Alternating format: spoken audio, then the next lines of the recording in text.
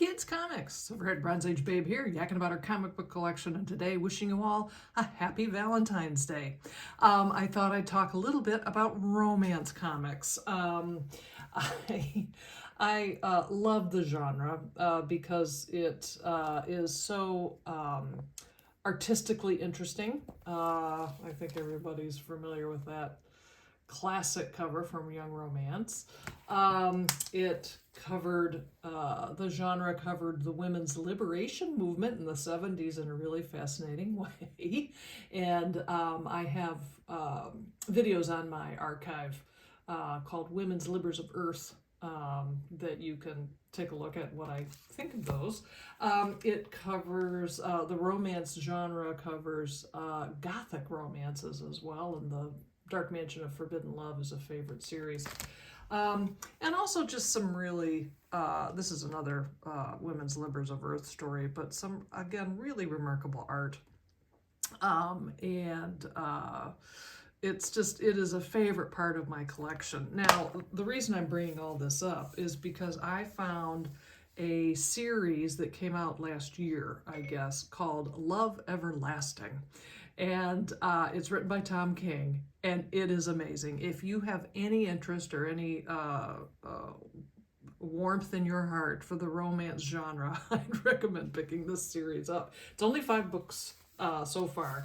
And what's great about it is that it perfectly captures the romance, how they wrote about the characters and what they, the story plot points of romance stories from that era. But what's great is that our heroine, we meet Joan Peterson. And Joan Peterson ends up falling in love at the end of the first story, and then is suddenly awakened in another story where she's falling in love with someone else. And then when she meets happily ever after, she wakes up again and she's yet in another romance story. So it's funny. It's funny.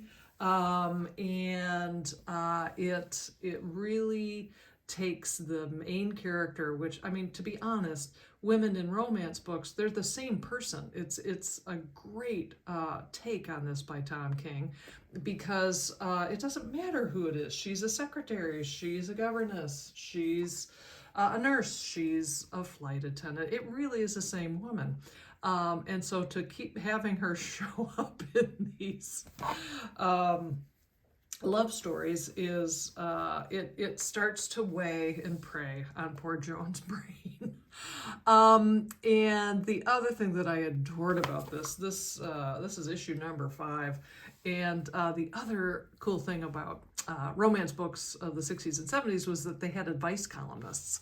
And so this entire issue is helmed and anchored by the advice columnist. So it's really fantastic. Now, my understanding is that there's going to be 2 things coming up: a trade paperback of the first 5 books, and then issue number 6 is going to come out in April. So I am looking forward to that. Now, this is just a another variant cover for issue number 2, and I got that just because it's so emblematic of what those stories were.